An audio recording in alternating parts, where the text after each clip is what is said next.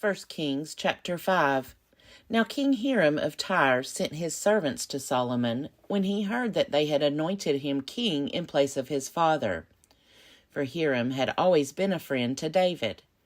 Solomon sent word to Hiram, saying, You know that my father David could not build a house for the name of the Lord, his God, because of the warfare with which his enemies surrounded him, until the Lord put them under the soles of his feet.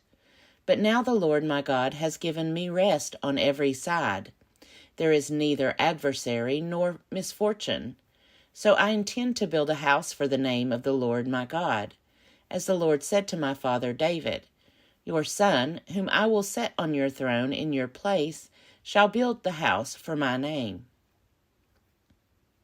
Therefore command that cedars from the Lebanon be cut for me. My servants will join your servants, and I will give you whatever wages you set for your servants. For you know that there is no one among us who knows how to cut timber like the Sidonians. When Hiram heard the words of Solomon, he rejoiced greatly and said, Blessed be the Lord today, who has given to David a wise son to be over this great people.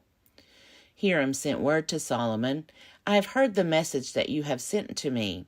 I will fulfill all your needs in the matter of cedar and cypress timber. My servants shall bring it down to the sea from the Lebanon. I will make it into rafts to go by sea to the place you indicate. I will have them broken up there for you to take away, and you shall meet my needs by providing food for my household. So Hiram supplied Solomon's every need for timber of cedar and cypress. Solomon in turn gave Hiram 20,000 cores of wheat as food for his household, and 20 cores of fine oil. Solomon gave this to Hiram year by year, so the Lord gave Solomon wisdom, as he promised him. There was peace between Hiram and Solomon, and the two of them made a treaty. King Solomon conscripted forced labor out of all Israel. The levy numbered 30,000 men. He sent them to the Lebanon, 10,000 a month in shifts. They would be a month in the Lebanon and 2 months at home. Adoniram was in charge of the forced labor. Solomon also had 70,000 laborers and 80,000 stonecutters in the hill country, besides Solomon's 3,300 supervisors who were over the work, having charge of the people who did the work. At the king's command, they quarried out great, costly stones in order to lay the foundation of the house with dressed stones. So Solomon's builders and Hiram's builders and the Gebalites did the stone cutting and prepared the timber and the stone to build the house. 1 Kings chapter 6. In the 480th year after the Israelites came out of the land of Egypt, in the 4th year of Solomon's reign over Israel, in the month of Ziv, which is the 2nd month, he began to build the house of the Lord. The house that King Solomon built for the Lord was 60 cubits long, 20 cubits wide, and 30 cubits high. The vestibule in front of the nave of the house was 20 cubits wide, across the width of the house. Its depth was 10 cubits in front of the house. For the house he made windows with recessed frames. He also built a structure against the wall of the house, running around the walls of the house, both the nave and the inner sanctuary, and he made side chambers all around. The lowest story was 5 cubits wide, the middle one was 6 cubits wide, and the third was 7 cubits wide. For around the outside of the house he made offsets on the wall in order that the supporting beams should not be inserted into the walls of the house. The house was built with stone finished at the quarry, so that neither hammer nor axe nor any tool of iron was heard in the temple while it was being built. The entrance for the middle story was on the south side of the house. One went up by winding stairs to the middle story, and from the middle story to the third. So he built the house and finished it. He roofed the house with beams and planks of cedar. He built the structure against the whole house. each story 5 cubits high, and it was joined to the house with timbers of cedar.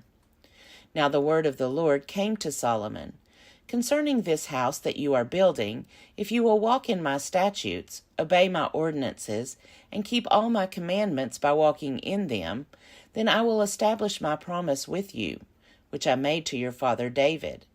I will dwell among the children of Israel, and will not forsake my people Israel. So Solomon built the house and finished it. He lined the walls of the house on the inside with boards of cedar, from the floor of the house to the rafters of the ceiling. He covered them on the inside with wood, and he covered the floor of the house with boards of cypress. He built 20 cubits of the rear of the house with boards of cedar from the floor to the rafters. And he built this within as an inner sanctuary, as the most holy place. The house, that is, the nave in front of the inner sanctuary, was 40 cubits long. The cedar within the house had carvings of gourds and open flowers. All was cedar, no stone was seen. The inner sanctuary he prepared in the innermost part of the house, to set there the ark of the covenant of the Lord. The interior of the inner sanctuary was 20 cubits long, 20 cubits wide, and 20 cubits high. He overlaid it with pure gold. He also overlaid the altar with cedar. Solomon overlaid the inside of the house with pure gold. Then he drew chains of gold across, in front of the inner sanctuary, and overlaid it with gold. Next he overlaid the whole house with gold, in order that the whole house might be perfect. Even the whole altar that belonged to the inner sanctuary he overlaid with gold. In the inner sanctuary he made 2 cherubim of olive wood, each 10 cubits high. 5 cubits was the length of one wing of the cherub, and 5 cubits the length of the other wing of the cherub. It was 10 cubits from the tip of one wing to the tip of the other. The other cherub also measured 10 cubits. Both cherubim had the same measure and the same form. The height of one cherub was 10 cubits, and so was that of the other cherub. He put the cherubim in the innermost part of the house. The wings of the cherubim were spread out so that a wing of one was touching the one wall, and a wing of the other cherub was touching the other wall. Their other wings toward the center of the house were touching wing to wing. He also overlaid the cherubim with gold. He carved the walls of the house all around about with carved engravings of cherubim, palm trees, and open flowers, in the inner and outer rooms. The floor of the house he overlaid with gold, in the inner and outer rooms. For the entrance to the inner sanctuary he made doors of olive wood. The lintel and the doorposts were 5-sided. He covered the 2 doors of olive wood with carvings of cherubim, palm trees, and open flowers. He overlaid them with gold and spread gold on the cherubim and on the palm trees. So also he made for the entrance to the nave doorposts of olive wood, 4-sided each, and 2 doors of cypress wood. The 2 leaves of the one door were folding, and the 2 leaves of the other door were folding. He carved cherubim, palm trees, and open flowers, overlaying them with gold evenly applied upon the carved work. He built the inner court with 3 courses of dressed stone to 1 course of cedar beams. In the 4th year, the foundation of the house of the Lord was laid, in the month of Ziv. In the 11th year, in the month of Bul, which is the 8th month, the house was finished in all its parts, and according to all its specifications. He was 7 years in building it. 2 Chronicles chapter 2. Solomon decided to build a temple for the name of the Lord, and a royal palace for himself. Solomon conscripted 70,000 laborers and 80,000 stone cutters in the hill country, with 3,600 to oversee them. Solomon sent word to King Hiram of Tyre, Once you dealt with my father David and sent him cedar to build himself a house to live in. I am now about to build a house for the name of the Lord my God, and dedicate it to him for offering fragrant incense before him, and for the regular offering of the rows of bread, and for burnt offerings morning and evening, on the Sabbaths and the new moons, and the appointed festivals of the Lord our God, as ordained forever for Israel. The house that I am about to build will be great, for our God is greater than other gods. But who is able to build him a house, since heaven, even highest heaven, cannot contain him? Who am I to build a house for him, except as a place to make offerings before him?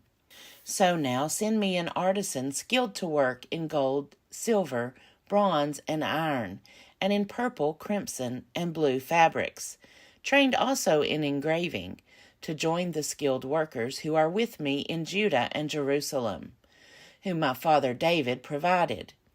Send me also cedar, cypress, and algum timber from Lebanon, for I know that your servants are skilled in cutting Lebanon timber. My servants will work with your servants to prepare timber for me in abundance, for the house I am about to build will be great and wonderful.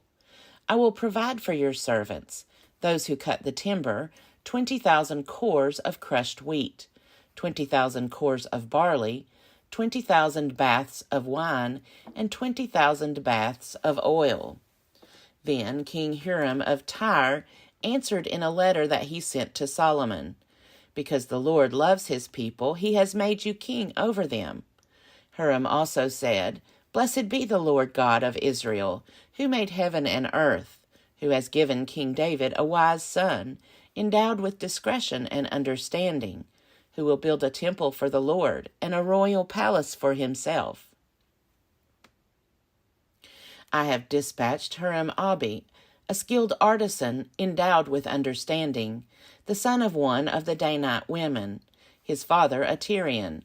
He is trained to work in gold, silver, bronze, iron, stone, and wood, and in purple, blue, and crimson fabrics, and fine linen, and to do all sorts of engraving, and execute any design that may be assigned him, with your artisans, the artisans of my lord, your father David. Now, as for the wheat, barley, oil, and wine, of which my lord has spoken, let him send them to his servants. We will cut whatever timber you need from Lebanon, and bring it to you as rafts by sea to Joppa. You will take it up to Jerusalem. Then Solomon took a census of all the aliens who were residing in the land of Israel, after the census that his father David had taken, and there were found to be 153,600.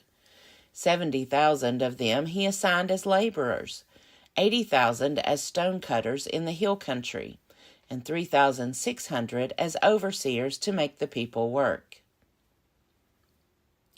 2 Chronicles chapter 3.